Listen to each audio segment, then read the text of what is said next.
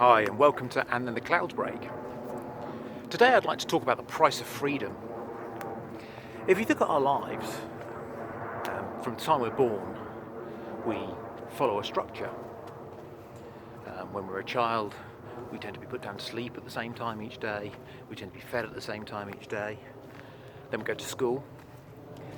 And school, you arrive at the same time, going through the same entrance, do the same thing at the same time each day, have lunch at the same time, have history at 2 o'clock on a Friday, and have geography at 9:30 on a Monday.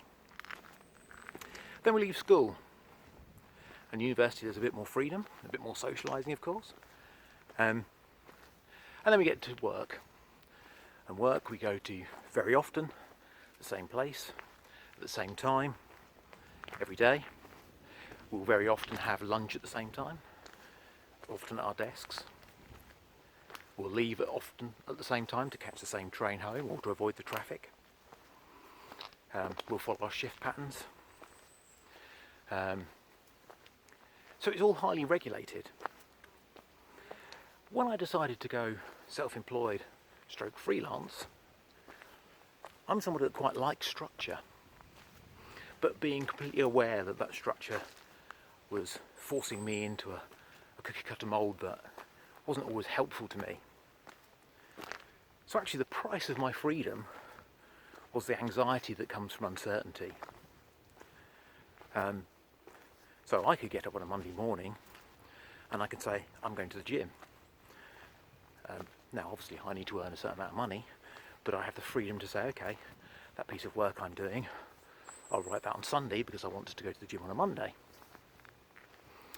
Or alternatively, I'm going to sit and watch a movie this afternoon, but work later into the evening.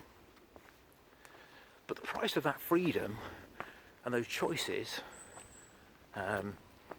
is the anxiety and stress that comes from that. And it's not easy and it's not for everyone. So freedom comes at a price.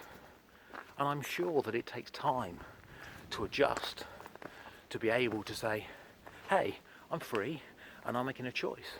I'm still at the point where I feel guilty if I'm not doing something.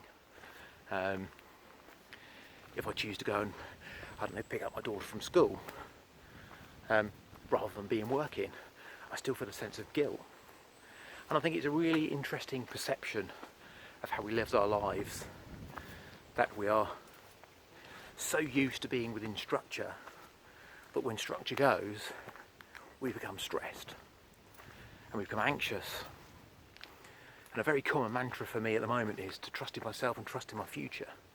That whilst plans and structures can serve you well and can be very good for you, equally sometimes you just need to relax and let tomorrow happen, and let things happen in the way that they are deemed they need to happen.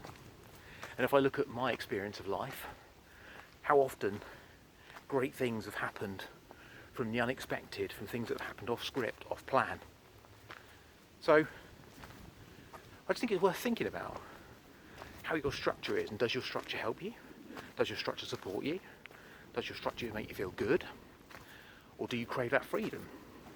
And if you crave that freedom, can you handle it? Certainly a big learning curve. Anyway, have a great day. Cheers.